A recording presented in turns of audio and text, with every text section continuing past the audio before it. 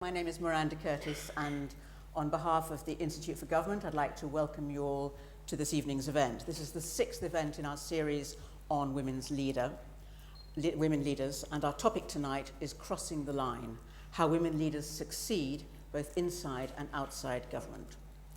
Just before we begin the conversation, I would just like to say how very grateful we are, as always, to Ernst & Young for their continuing support of this series of events, which I should point out is one of the most popular series of events that we hold here at the Institute. Tonight we have a panel of formidable speakers, and I'm going to ask them in turn to discuss their own experiences of working in both the civil service and other sectors, and to share their thoughts on what different sectors can learn from each other in the quest to deliver a more diverse and effective leadership. Later on, we'll be opening up the event for questions and answers, and I should just point out that this event is on the record. Just to introduce our panelists tonight, on my far right, Helen Edwards. Helen is Director General of Localism and Deputy Permanent Secretary at the Department for Communities and Local Government. Helen joined the civil service in 2002 when she joined the Home Office, and previously worked in local government, has also worked in the voluntary sector at Save the Children, and was Chief Executive of NACRO. On my right, Julia Simpson, Chief of Staff, International Airlines Group, IAG, the parent company of British Airways and Iberia, an organisation, as I've just told her, very close to my own heart. Julia joined IAG from her role leading strategy and communications at Number 10, and before then she worked as a director at the Home Office. She's been a journalist in local government and for the Communications Workers Union. And finally, on my left, Helen MacNamara, who, as she was just explaining to me, started out as a new media entrepreneur and found that a challenging experience, moved to into the civil service, worked at the DCMS, where, amongst other things, she was PPS to Tessa Jowell, and worked on the bid for the Olympics and a number of other fascinating projects, and is now Director of Economic and the Domestic Affairs Secretariat in the Cabinet Office. I'm going to ask, as I say, each panellist in turn just to spend a few minutes talking about their own experiences and in the different perspectives that they have gained from working in the public and private or voluntary sectors. And I'm going to start with Helen, and I think we'd love to hear from you. I'm sorry, forgive me, Helen Edwards. We'd love to hear from you about your experiences at DCLG and in your prior roles. Okay, well, thank you very much, Miranda. As you said, the line I crossed was to move from the voluntary sector into the civil service, which I did about 12 years ago. I began my working life in local government, but then spent about 20 years in the voluntary sector and ended up as the chief executive of a reasonably large national organisation. Now, on the face of it, the voluntary sector is an attractive place for women to work, and they do pretty well in it. If you look at the statistics, about 2/3 of the voluntary sector workforce are women, compared to just over half in the civil service, and I think just under 40% in the private sector. If you look at the more senior levels, a bit more of a familiar picture begins to emerge. But the voluntary sector still does reasonably well. About 25% of female, 25% of chief executives are female, compared to 22% of permanent secretaries in the civil service. I think that was 8 at the last count.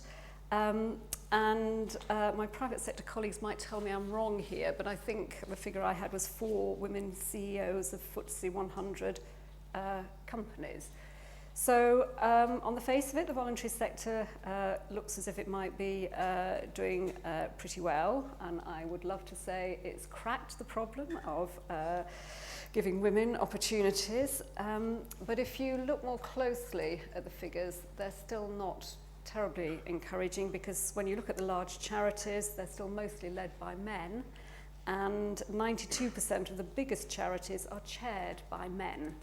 So on the face of it, the voluntary sector attracts a lot of women, but they still don't occupy the top positions to the extent that they should. And Julia and Helen might be going to contradict me, but my view about this is I don't think any sector has cracked this, frankly. And I think there are things we can learn from each other, but there's no sort of magic formula that one particular sector has come up with, which helps to explain why women have so much further to go to be properly represented at all levels in the workforce. In my view, there are three things which are at play here, certainly in my experience. This might be controversial, but I think women hold themselves back. It's a big generalisation, and I hope there are lots of younger women in the room, and maybe this is not true for you. But I think women are still more likely than men to underestimate their abilities. I think they are more likely to hesitate in putting themselves forward. And that's why I think real encouragement is important. I got that from a former boss in the voluntary sector at an early stage in my career. She saw things in me that I didn't necessarily see in myself, and she really pushed me out of my comfort zone and got me to do things which I would never ever have done willingly if she hadn't been quite insistent. And that was actually very good for me, and it's a habit in terms of pushing boundaries which I think has stayed with me. There are obviously more practical barriers for women. The most obvious one is having children. I think as employers we're still not very good at bringing women back in from maternity leave and helping them to readjust to work. I don't think we do enough to facilitate job sharing. Generally women and men, for that matter, still have to find their own partners, and too many jobs are still considered unsuitable for job sharing. I had a very formative experience as a young social worker in local government. I saw lots of women go off, have their children, come back part-time and be overtaken by all the men who rapidly went up the promotion ladder. And my third view, and these are very much my own views, is that I think while men still dominate the top positions, there is an inherent tendency to appoint in that image. And I think it takes really strong leadership to break through that. I think we're beginning to see some of that in the civil service, but we've got a long way to go, and you really have to work at it. We're beginning to see a bit of a change at DCLG. We now have 43% of women in our amongst our senior civil servants, compared to 36% for the civil service as a whole. But you have to lead it strongly. You have to really, really mean it, and you have to be quite imaginative in the things that you do, both to develop talent and to support women into top positions. Thank you, Helen. Julia, you've made the transition from the public sector into the corporate sector and into a company that has been going through immense change and is very much in the public eye and having to face some very demanding economic challenges. How have you found that experience? Thank you. Well, I think that idea of crossing the line has been sort of a theme in my professional career and probably my life. My sort of view of life is you only get one go at it, so you might as well try as many interesting things as you possibly can. And I trained actually as a ballet dancer, but I was completely useless. I think my bum was too big or something like that. And that's a great grounding to have early failure when you really want to do something and you've tried really hard. I mean, it's like training to be an athlete, if any of you know what it's like. You know, there's very little tutus and a lot more sort of spit and sawdust, and it's hard work. And if you don't make it, you really have to pull yourself up from your bootstrings. And I sort of went to university.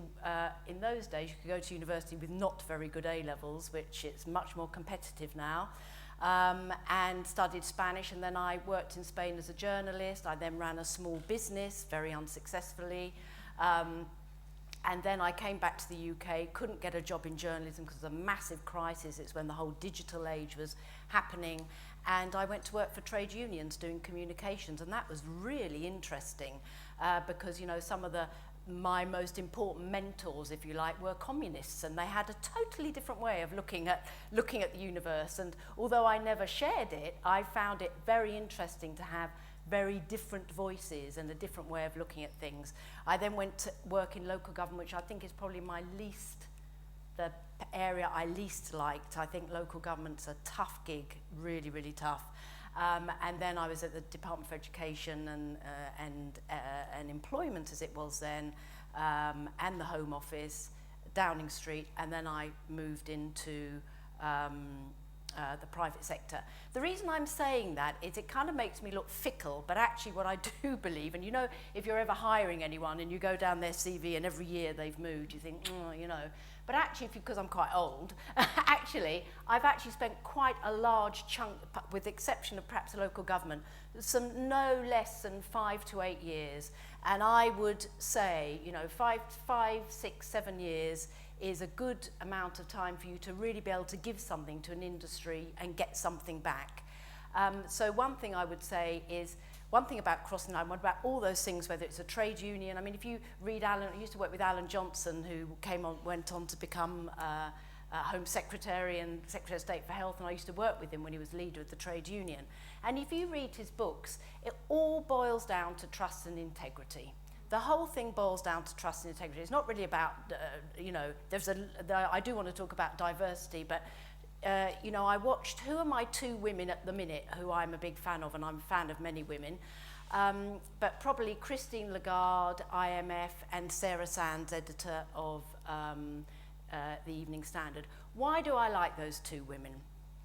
Various reasons. I think anybody that can follow in the footsteps of that vile person, what was he called, DSK, you know, deserves a medal in her own right.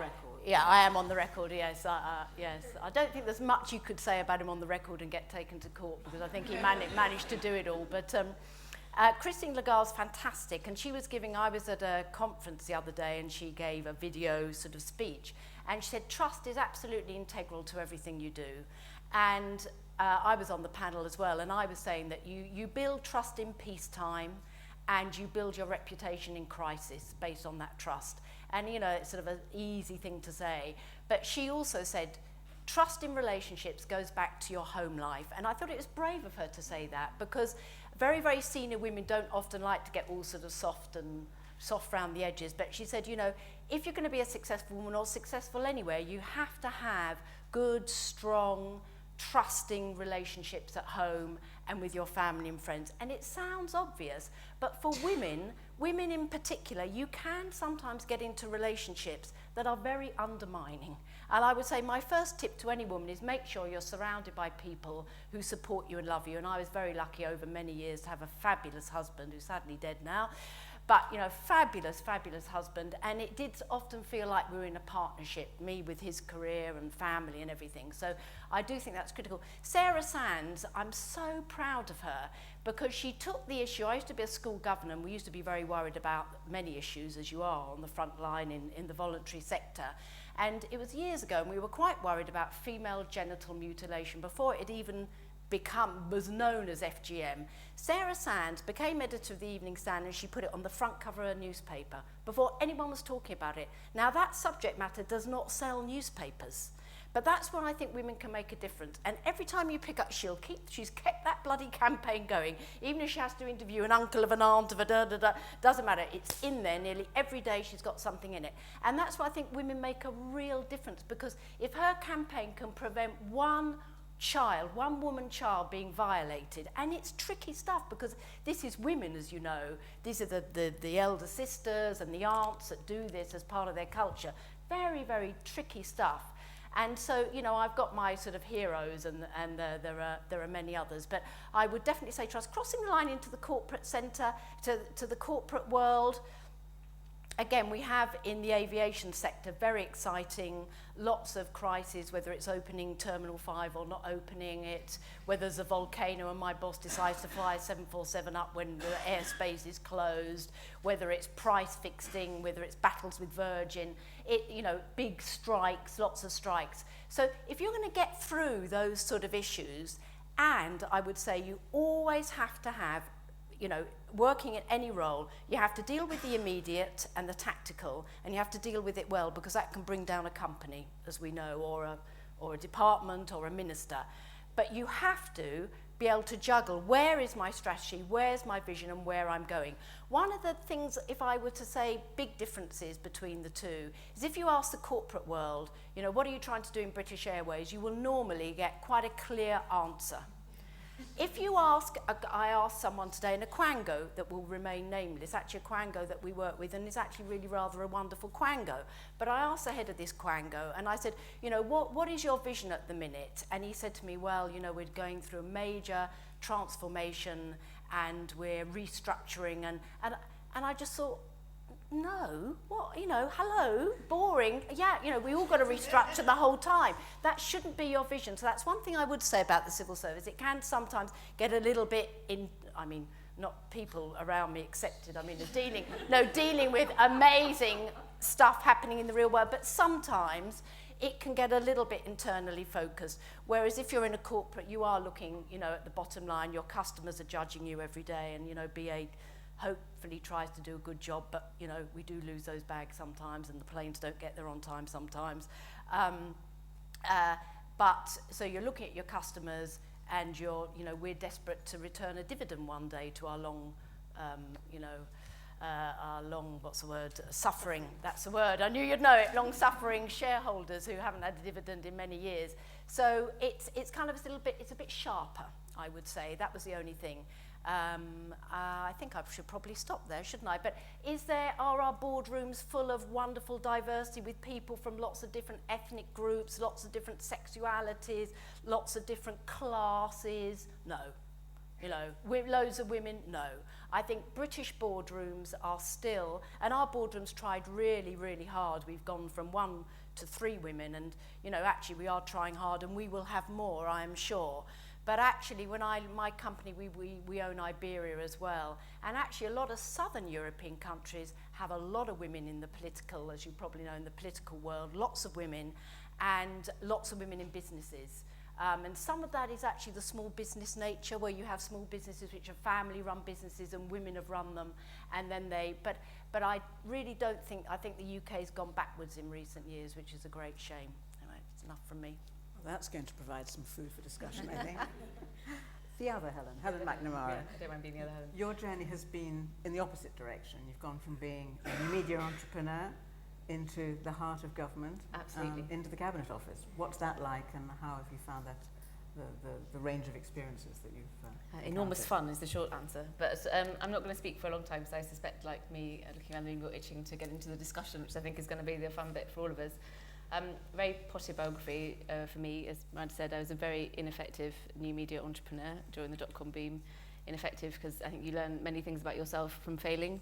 One of the failures that I had is I wasn't really interested in money, and that actually is a very significant failing if you're trying to run a business.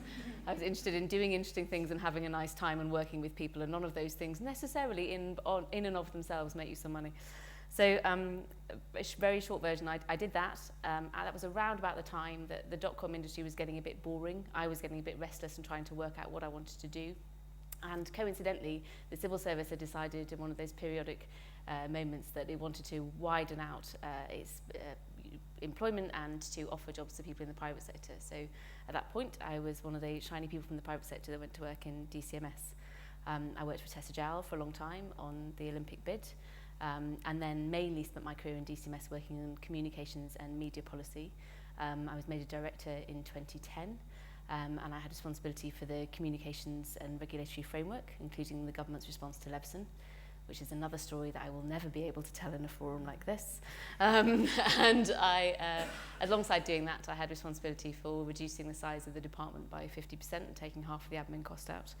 I've been a director at EDS for a year now in the Cabinet Office. Those of you who don't know EDS, we're one of the oldest bits of the civil service, she says very proudly. We run cabinet and cabinet committees, and we do lots of brokering to try to smooth the process for collective agreement. And I come to you today probably literally inky-fingered from doing the cabinet minutes this morning. In amongst that, I've also been a director at a cancer charity for 5 years, non-exec at a cancer charity for 5 years, and I have 3 children, so I've gone in and out of the civil service on maternity leave and have many stories about that too. The reflections about all of this that I wanted to share with you today, there's just 3 or 4 things that I think my fairly diverse experience has taught me. So the first thing I would say is that role models really, really matter. When I worked in new media, to start off with, Martha Lane Fox was my absolute hero. The whole of the new media industry at that time was full of brilliant, vibrant, fantastic women who were crashing down barriers, making businesses up, doing amazing creative things. Most of the money was still coming from the men, but at the time I didn't really feel like it mattered. I was immensely fortunate then when I joined the civil service, and I think I'm fairly unique in this space in any sense, is that I joined the civil service, and the department I joined had a female Secretary of State and a female permanent secretary. So who's here? Hello, Sue. In DCMS, I had that formative experience, and comparatively speaking, compared to other industries, the industries I looked out to and worked with in communications and media had lots of senior and impressive women. So I was very used to working with lots of women.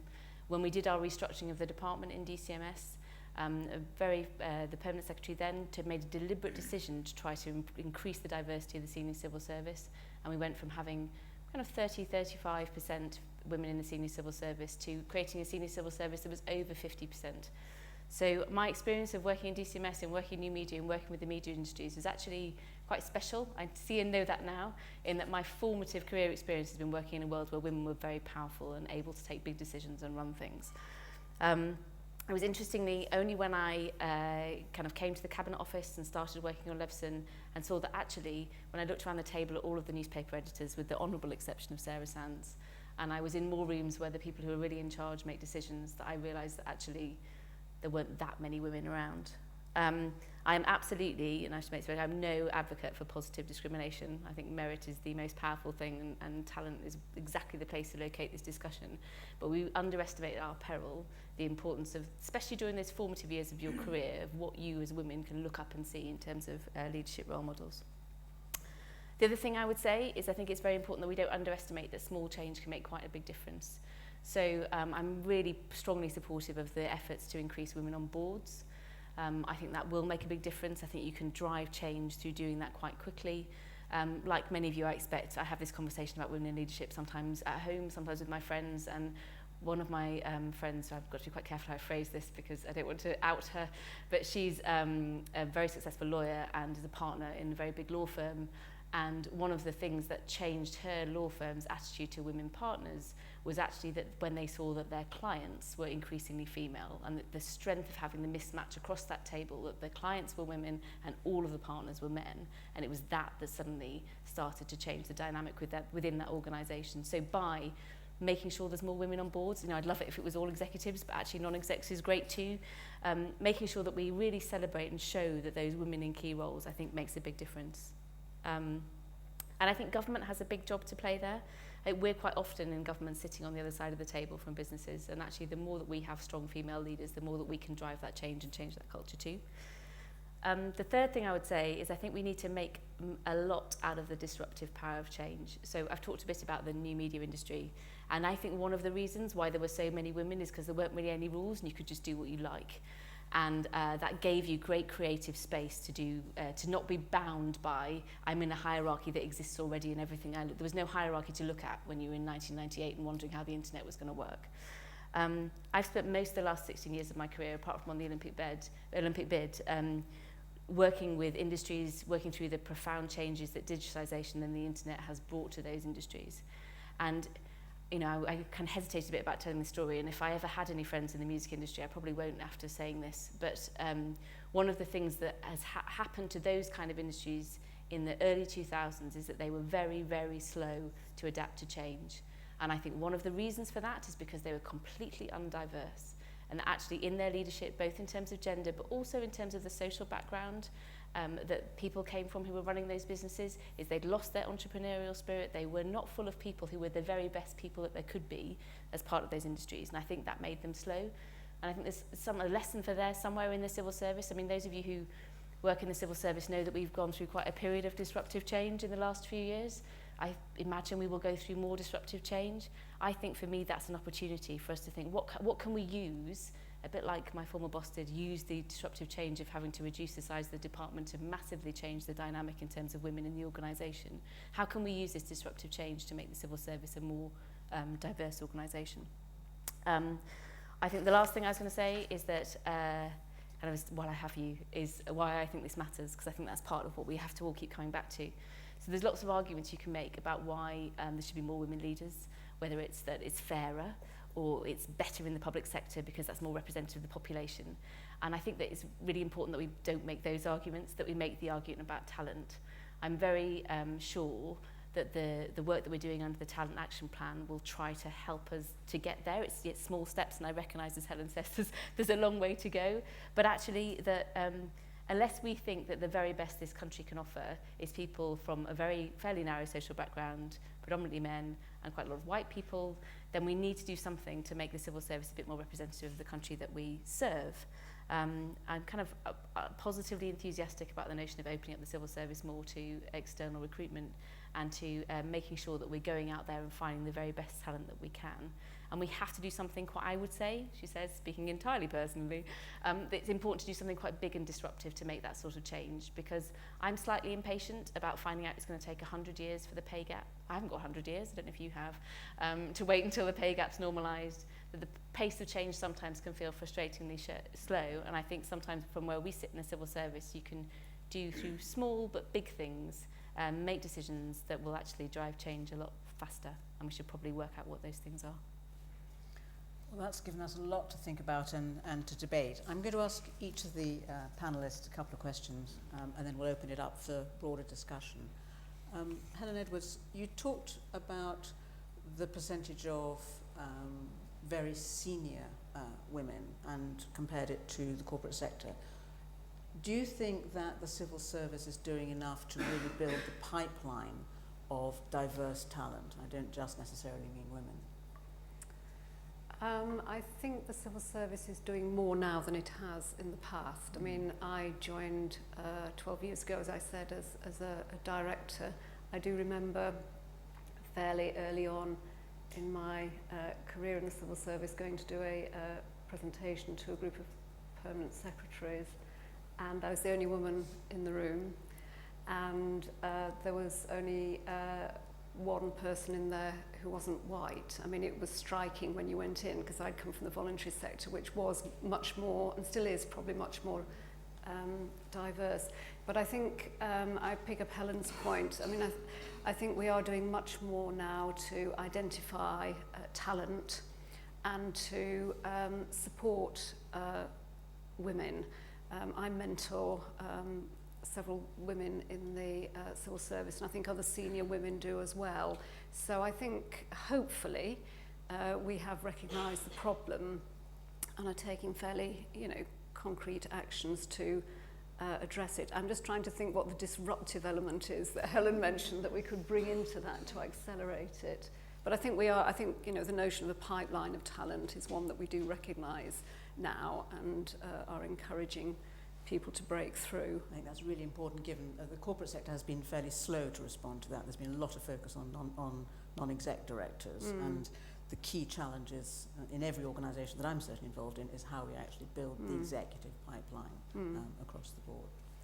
Helen, I'm thrilled to hear you talk about Martha Lane Fox, who I'm privileged to serve on the M&S board with, and she seems to me a perfect example of someone who's gone through an extraordinary trajectory from amazingly successful entrepreneur to a very, very serious player in a very important corporate board, now to becoming the youngest peer in the House of Lords, her role as a digital champion, her recent appointment as Chancellor of the Open University, someone who regards the consequence of early success and early financial success as an absolute obligation to give back and to pay back and to act as a role model, and she's an extraordinary individual. She herself, she embodies the concept of disruptive change. What do you think you in the Cabinet Office can do to actually drive the concept of disruptive change?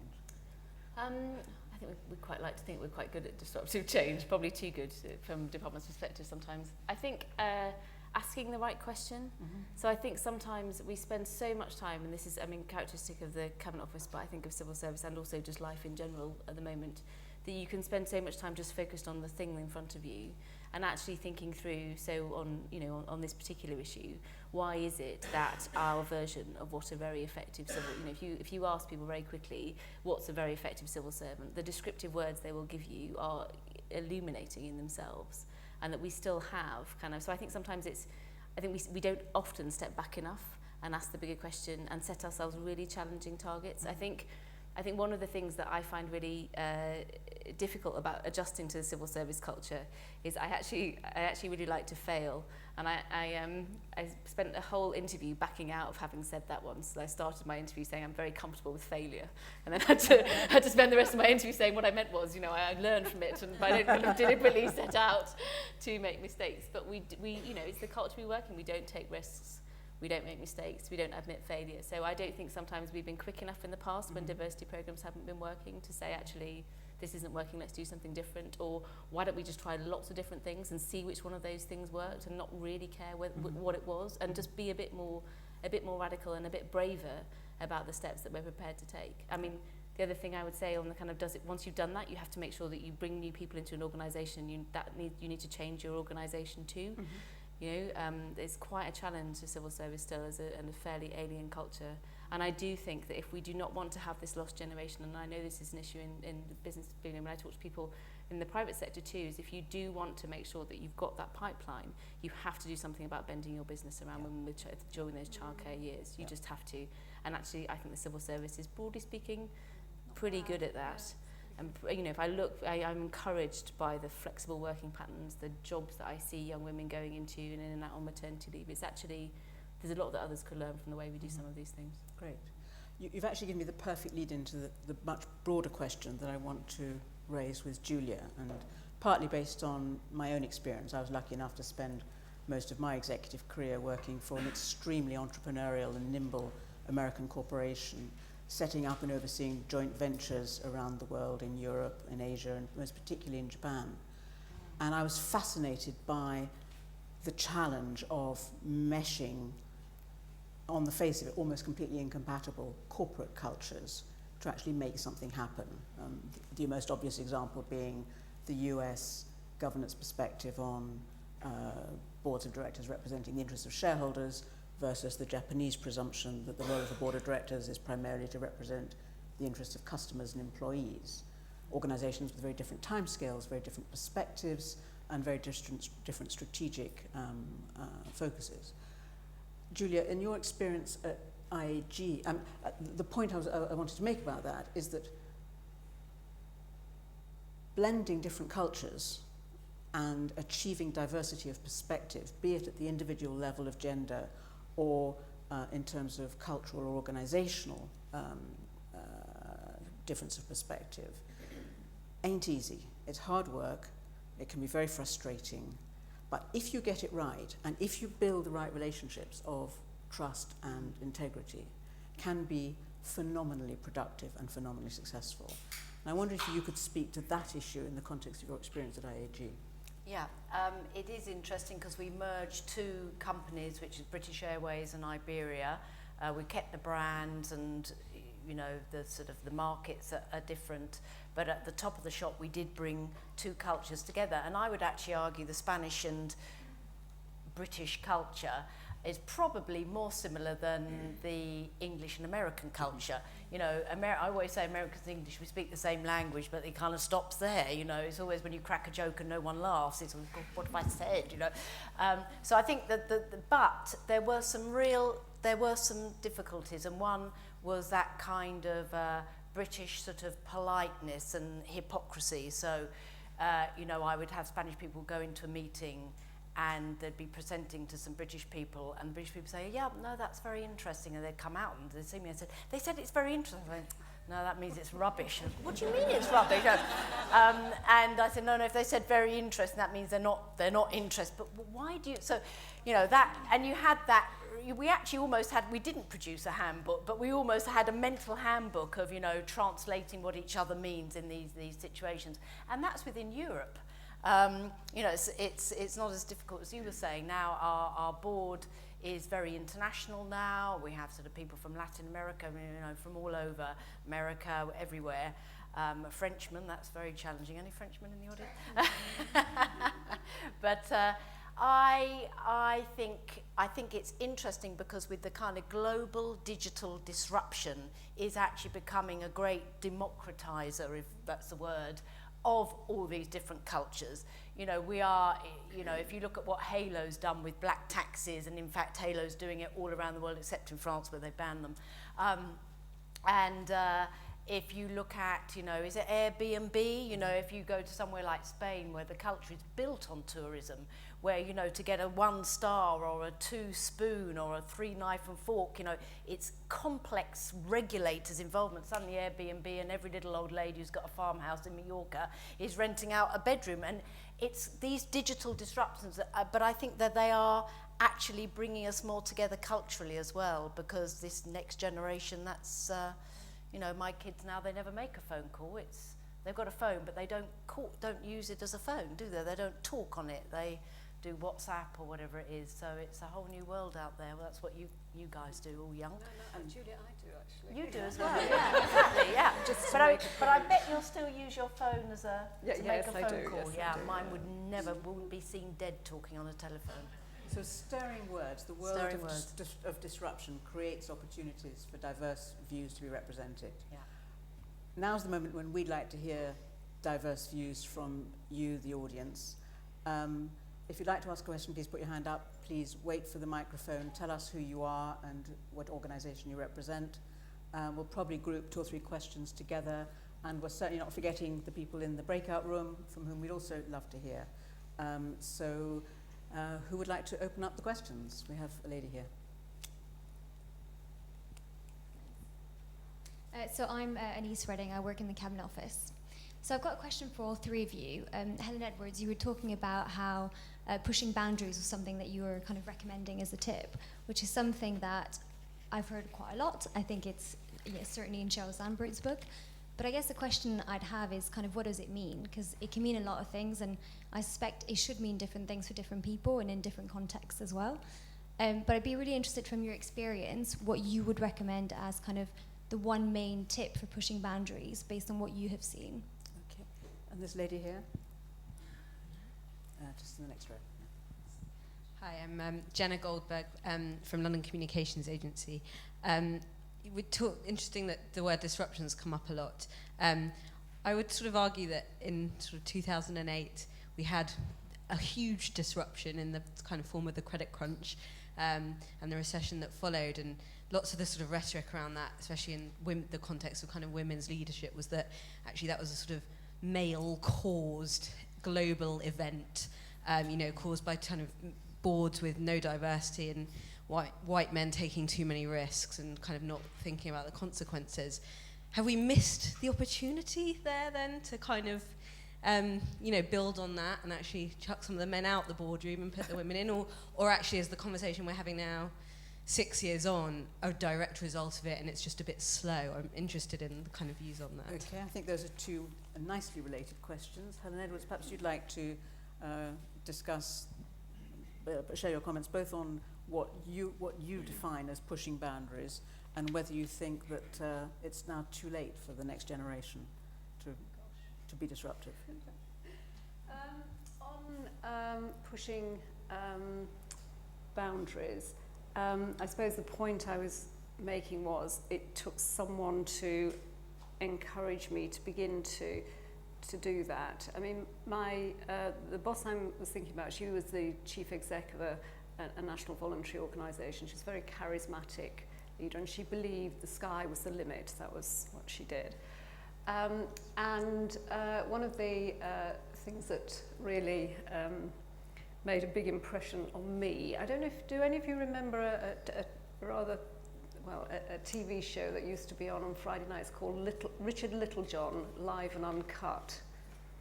Remember that? He was a newspaper columnist. He had quite pronounced views.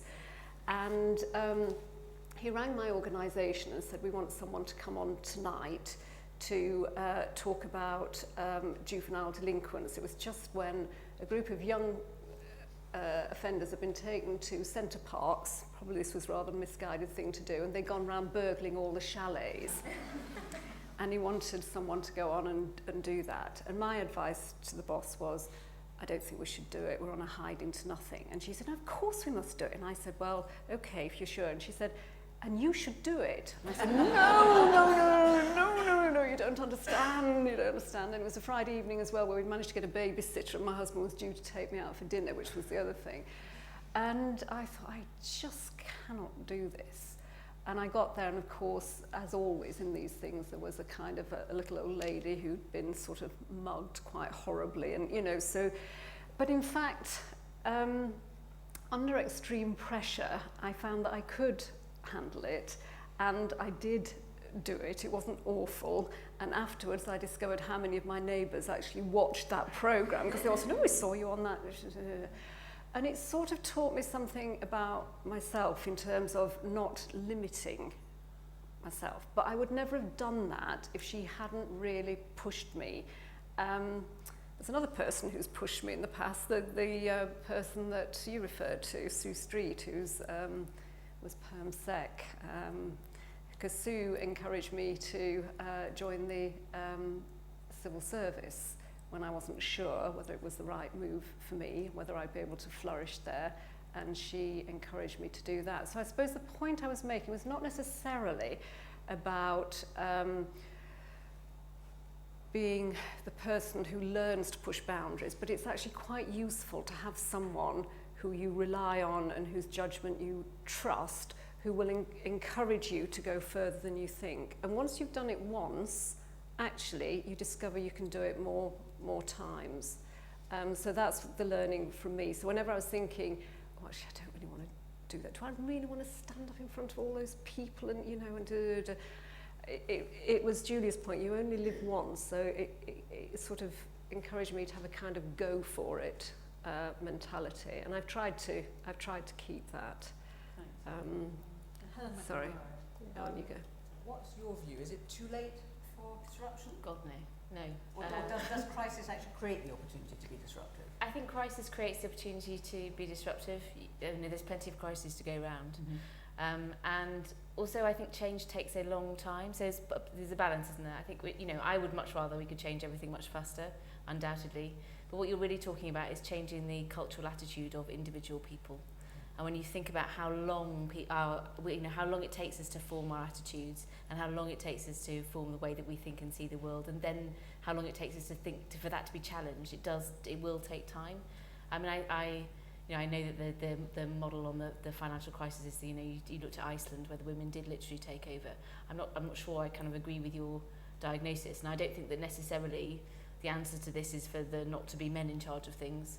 I think the answer is that we just need to make sure that for the interests of the UK government, economy, whatever, we just have the most talented and brightest people able to go as far as they can and do what they can wherever they are. So I also think we're still basically still in the foothills of the disruption that comes from digital. Mm-hmm. So, there will be, it's back to my kind of .com, it is a proper revolution. It's on a par with the Industrial Revolution, the changes that are happening in digital. And to my money, it will take kind of another 20, 30 years really before we see the proper social difference that it will make. Just wait till the Internet of Things is everywhere. It's my hobby at the moment. Next question. Sue. Thank you. I've been name-checked so much, I better say something. So I have been a civil servant and I've worked in the private sector, and I've had the privilege of working with all three panellists who are cracking civil servants. Really just a couple of incoherent reflections rather than a question. The first is that from my perspective, the work-life balance for women who have children is still, and always has been, probably always will be, a bit sharper than it is for men. So my one story was when I came back to work in 1982, shows how old I am, after having had my children and taken a 6-year career break, I was the only woman working in counter-terrorism. And 6 weeks after I came back to work, the bombs went off in Regent's Park and Hyde Park, and it was very shocking. And I had to brief Willie Whitelaw on the number of dead, and we didn't know because they were all in pieces in the trees. And it was the most awful, awful day. And I got home and my children were 5 and 3 and the goldfish had died. And they were devastated. And I kind of, most of me want to say, oh, for goodness sake. But actually, I was their mum, and I sort of realised I'd done all right next morning when I heard them singing Happy Death Day to you. So I just think it's always with us and we have to deal with it. Other than that, my view would be ignore the boundaries. We haven't heard that much about crossing the line between private and public sector. I strongly endorse Helen's plea for talent to rise and for all employers and all employees to make judgments based on talent. I've often been the only woman. I was the only woman permanent secretary at some point. I didn't really notice, and nobody else did either. And I think one last great sort of fallacy is that successful senior women are all outstanding or battle axes or miserable. Actually, no, and Helen Ghosh and I, who were colleagues in senior positions in the civil service, used to say to each other, for God's sake, look happy. It doesn't matter how you feel, look happy, because there are people watching you, and actually most of the time you are happy, you're just knackered. But it's doable, and just get on. Ignore the boundaries, just do it. Yeah. So a challenge from Sue, ignore the boundaries. Next question. Hi, I'm Emma Down. I work with Defence Equipment and Support with the MOD. I want to be a leader and lead in something, and I'm currently exploring what my vision is and what it is I want to lead. Have you ever had a vision that you've created and followed that turned out to be a load of rubbish? And how did you cope with that? That's to everybody. Julia? Oh, I'm sure hundreds of times. Beyond belly dance? Yeah, exactly. I think one of the things about the vision idea is you don't need to fly solo in anything you do. And what I've learned, it's actually taken me a long time to be a good, well, I don't even know if I'm a good leader now, but I'm certainly better than when I was your age. Really understanding that it's actually about asking questions and getting your team to come up with the answers and giving them the freedom to pull things together. So you don't have to do it all on your own. You can have an idea, but then you can pull other people together, because it's going to be a much better effort if you get the kind of diversity of view, and you've got more chance that it'll be successful then, because you've bought the goodwill and the time, and you've also tested your idea, because you've tested your idea with a few people. I think, the point, your thing about vision and failure, but, if things don't work, that's not a problem. I do think it's right. We need to close things down faster and just move on to the next thing and not worry about it. The boys don't. They fail all the time. You would hardly believe it, the way they, go through things so quickly. But, it's your question as well, so the two go together. Make sure that you do present your own ideas. I've seen so many women do all the hard legwork, and then they get in front of the board, and it's some chap in the team doing the presenting.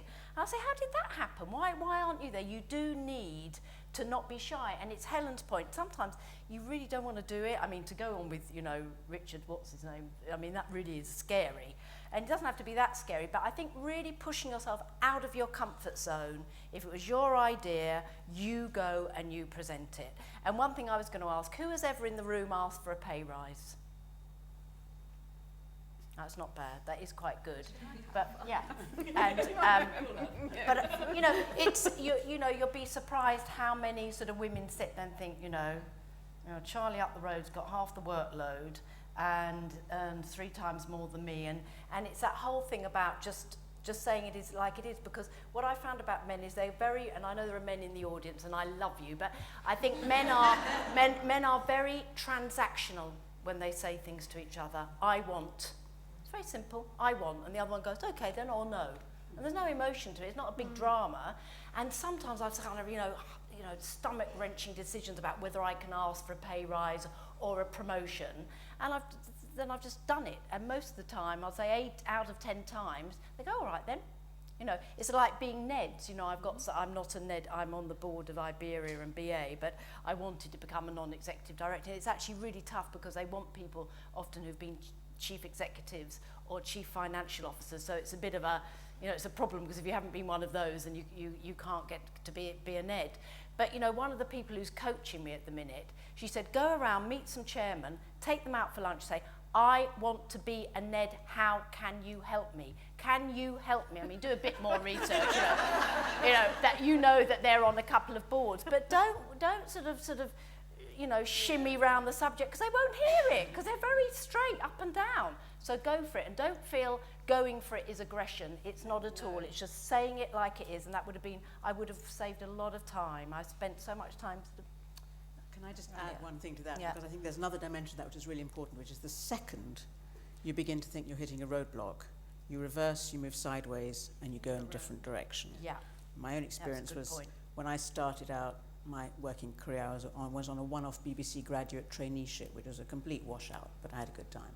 And at the end of my graduate traineeship, they said to me they would only keep me on staff if I were trained from scratch as a secretary.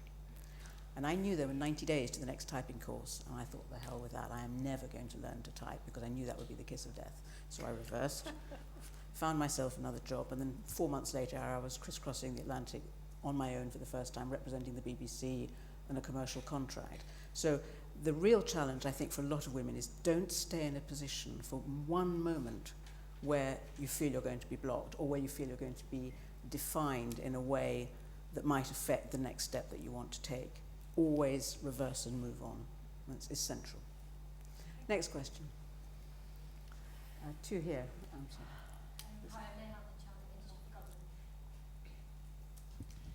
So we've had quite a few of these events at IFG now, and I think a lot of the discussions tended to focus on coaching and mentoring women, so kind of asking for that pay rise, or kind of stepping out of your comfort zone, going on TV. And actually, I wonder if, kind of just a question to the panel, one of the discussions should also focus on what we can do to coach those at the top, so usually men, but lots of women, to actually recognise the talent in those that don't necessarily just kind of assert themselves or speak really loudly, because often talent can lie elsewhere.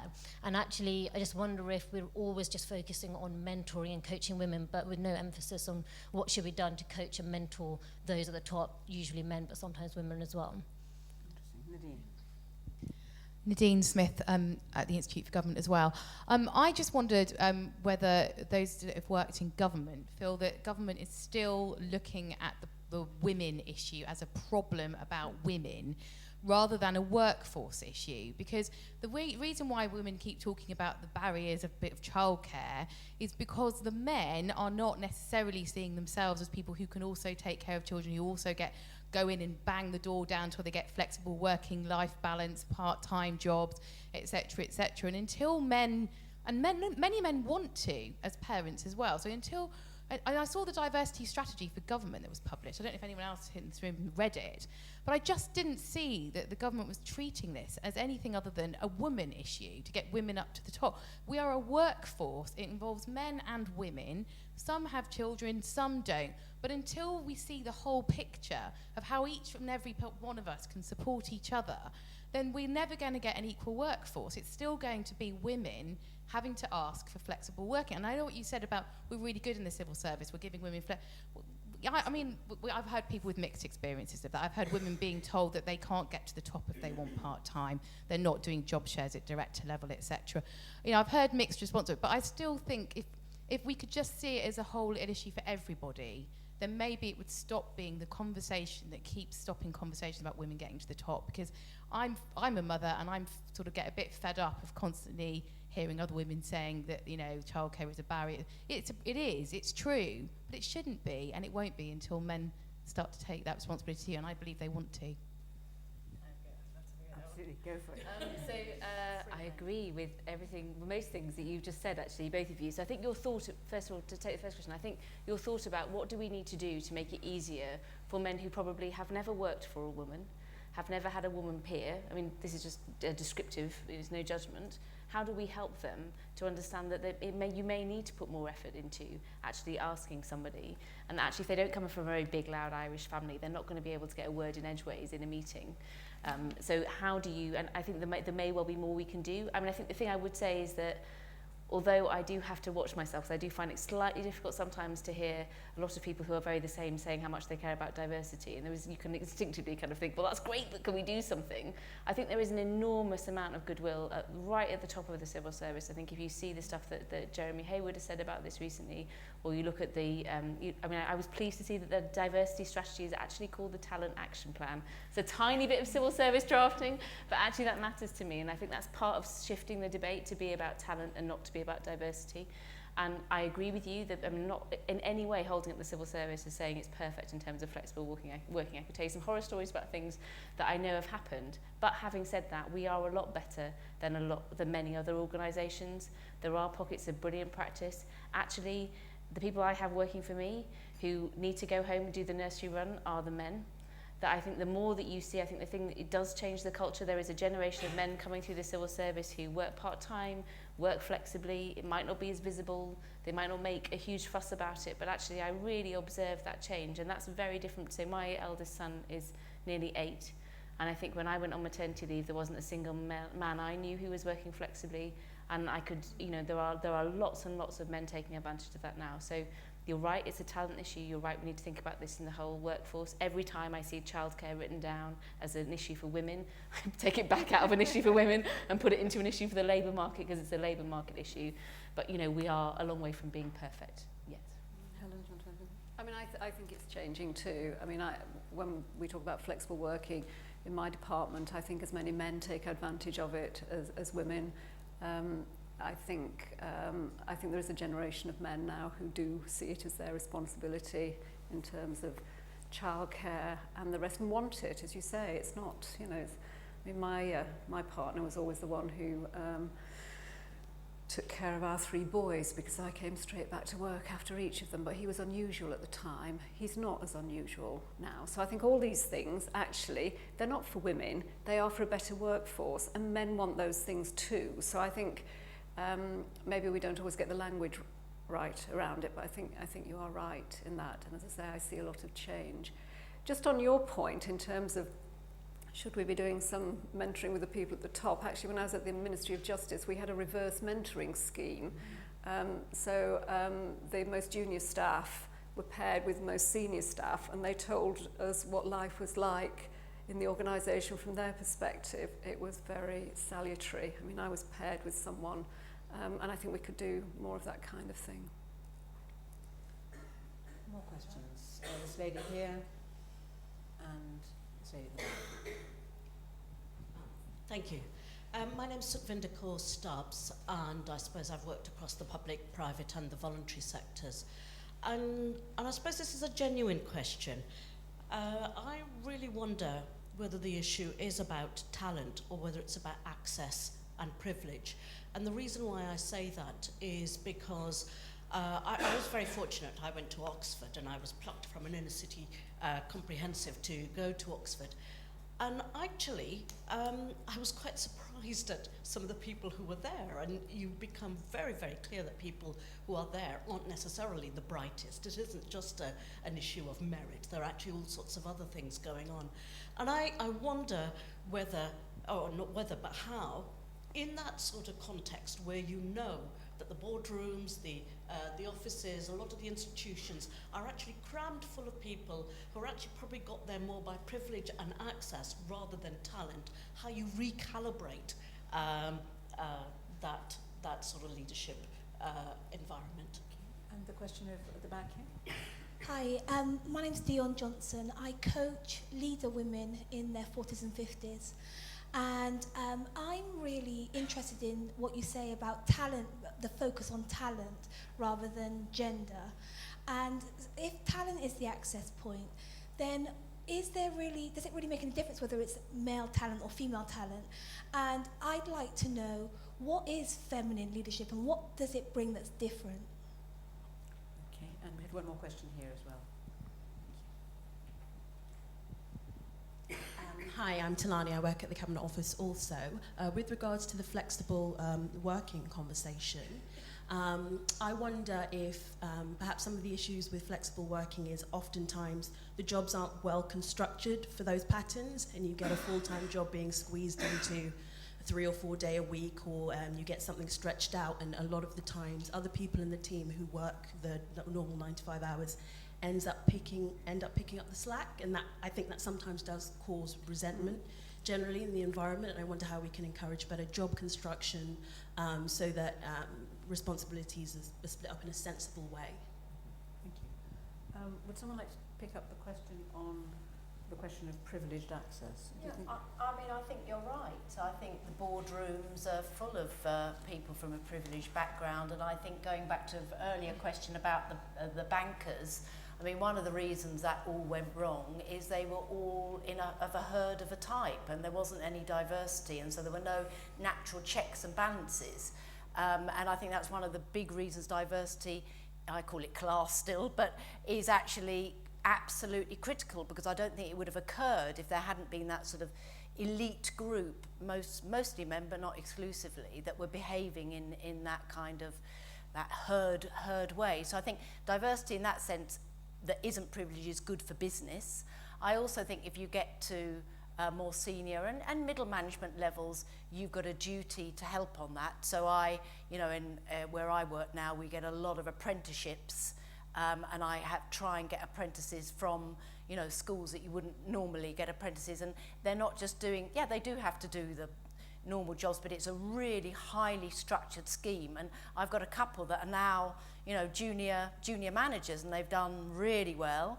And then I think I'm trying to develop now quite a sophisticated succession planning tool, where we look at who do we want, what are the qualities that we want, and skills from our leaders of tomorrow, and really look at that pipeline. And if you get that right, you can't just have the privileged people in there, because they won't tick all those boxes. So I think there are some structural ways, but I like the way you outed it, because I think it's very true, and we need to say it more. It always makes me laugh about Nigel Farage going on about, the lot from the Bullingdon Club. But actually he's had a very privileged background as well. And there's nothing wrong with having a privileged background, but, talk truth to truth, because, if you got it, if you spot it, you've got it. Yeah. Shall I take one of the other ones? Maybe about your point, you said at the end of your question, what about is there such a thing as feminine leadership? I mean, I don't think there's any particular model of leadership, and I think I believe in something that I call authentic leadership.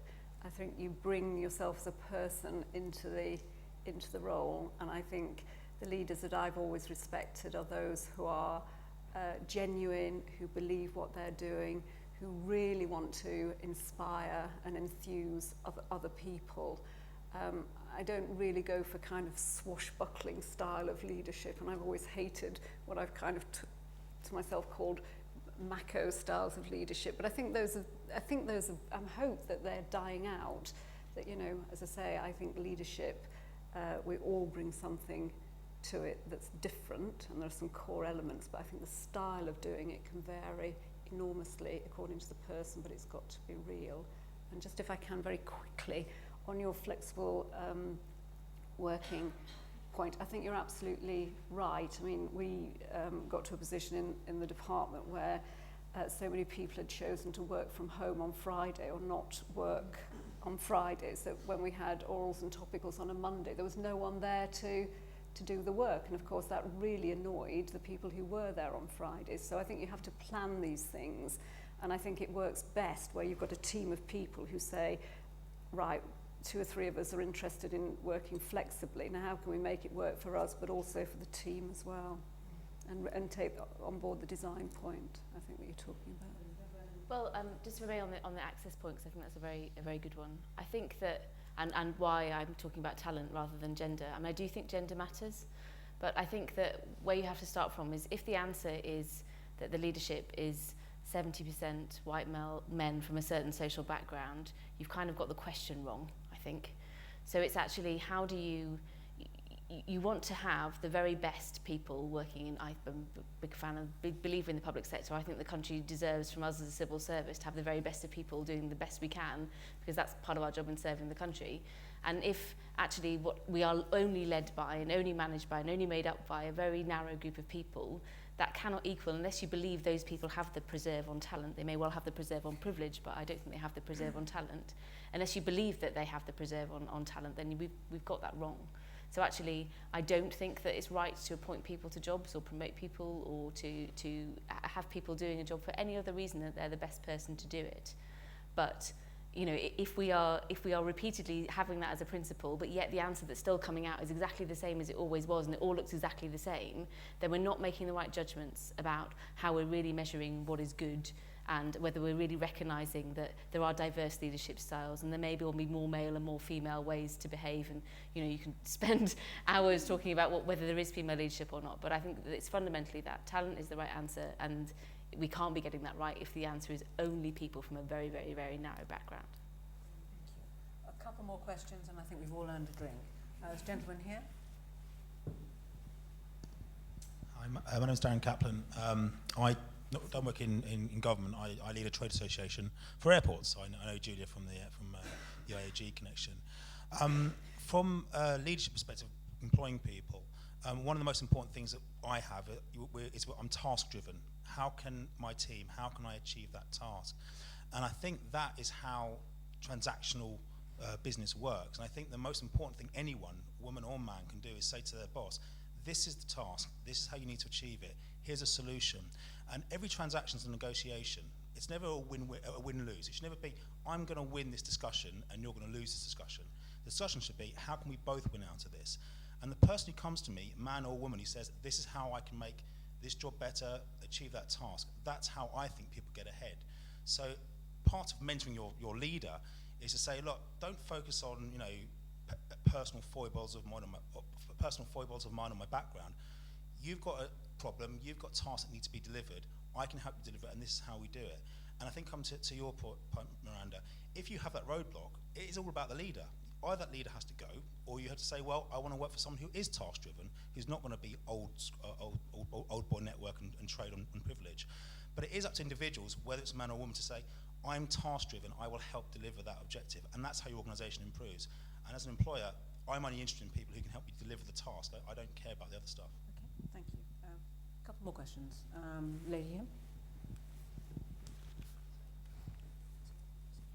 And then the lady at the back. There's this lady here, and then the lady at Elizabeth Bouchard from Ministry of Justice. I think we've been spending quite a lot of time talking about, and I suppose it is the topic, talking about how to improve women leadership in government and outside of government. But is there a more fundamental question? And I think kind of Helen touched on it in terms of culturally. Do we, as women and men of this country, really look at kind of women as leaders and as politicians, or kind of more widely across society? Do we have an idea of leadership which includes women? And if that is the real issue, how far can we solve that kind of wider context by just kind of focusing internally on kind of departmental policies, etc.? And how far do we need to look at cultural change? And the lady behind. Oh, sorry, two, yeah. We'll take both of them. Carrie Herbert, I'm the president and founder of a charity called Red Balloon. I'm absolutely fascinated by your conversations, and I know I'm probably considerably older than some people up there. I think we have been looking for change for the last 40 years. I was sort of one of those feminists of the 70s. And I really want to take you on to say, I think we do have to throw the baby out, actually, and I think we have to say we are going to put women in positions of power, because whilst we wait, we will continue to wait. And I want to challenge you on this thing of talent. I'm not sure I agree with you. I think we can bring a range of people into a range of positions, and as long as they're clever and intelligent and got some initiative and can make decisions, it actually doesn't matter whether they have got the talent that you're looking for. And if we just say, actually, we're going to make them women, we will change the whole of the government and the whole of education and a whole range of things. But I think we have to have women-only boards. Okay, that's an interesting challenge, and a question at the back here. Hi, so my name is Eleanor. I'm a vice president at a major UK bank. So I don't have a statement, it's more of a question really. So I've recently been promoted to vice president, and my next role would be to be a director. So I was thinking, what would be really useful to me? How can I broaden my own experience whilst committing to one organisation? And for me, it's I work in the private sector, but I don't really know what happens in the public sector. I don't really know what happens in KPMG or in PwC or in other institutions. There are a lot of networks for those already at the top. So there's a lot of C-suite. You're already CFO, so they get together and they have their CFO lunches. But what is there for developing talent? Could there be a network which actually cuts across industries and across public and private sector, where we could actually apply and actually get on board and actually diversify our own knowledge and experience through something like that? Yeah, that's a very interesting question. Is that a job description that you're beginning to define for yourself as a sideline? That's great. So, a challenge about women-only boards, and then this lady's question here from the Ministry of Justice. I think I've been challenged, so I will respond.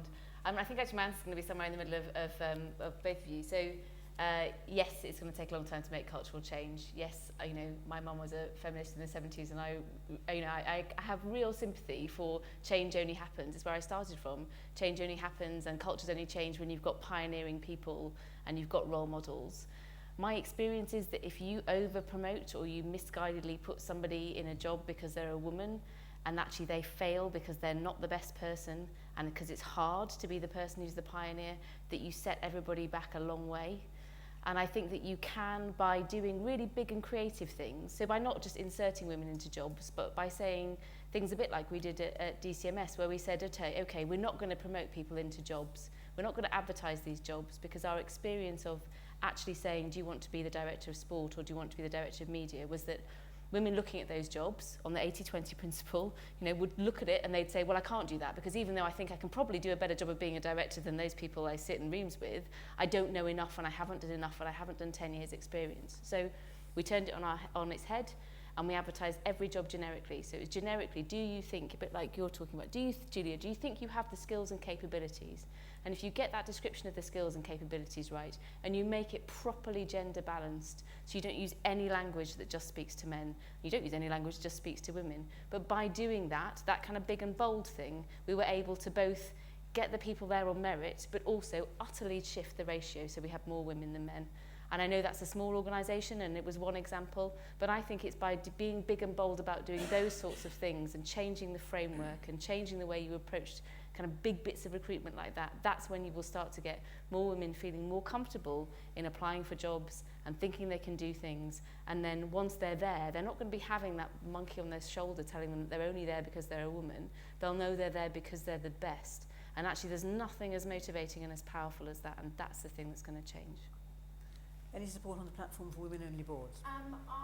I've always been anti-quotas. I do think the review, it's not Davies is doing the Airport Commission review. What's the review being done by, to get 25% board? Anyway, it's Davies as well. That's why two Davieses.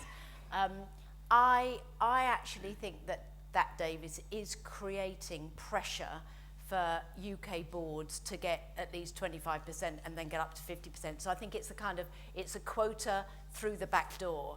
But I have to say, I think the civil service is different from the corporate world, and the corporate world that I've seen is very, very male dominated, and I don't see it shifting particularly at all. And so while in theory, I'm against quotas, I think they should only be given. There needs to be a time limit on whether they can actually do this voluntarily or not, because there are a lot of, sort of dopey, stupid men that have, and I'm sure we can be equally dopey and stupid, can't we, in senior positions? No, it's a slightly facetious comment, but I am worried that we might run out of time, yeah. Helen, let's give you the last word. I don't believe in all women boards for the reasons that have been said, but I do believe that we've got to be much more energetic and focused in this arena, and that's why for me I said that leadership is really important. I think we can change the civil service. I think we are changing it. It doesn't mean we'll change the world outside, But if we can be a really good example of how everybody in the civil service can have an opportunity to get to the top, that we are encouraging them, we are getting the best talent, then I think that of itself, makes a really big impact. And I think some very small things can make the difference. Met the Lord Chief Justice in Canada a few years ago. She's a woman, and asked her how she came to be doing that job. And she said, well, actually, someone rang me up and asked me if I was going to apply for it. And she said, I hadn't even thought about it. She said, but once someone asked me, I thought, well, why not? And there are lots of things like that you can do, that if we sort of put them together cumulatively and drive them hard, we will see really significant change. So I'm optimistic, and I think if we can do it in the civil service, you can do it in the private sector, Julia, and people like you can help make it happen. And then that begins to have a ripple effect more widely.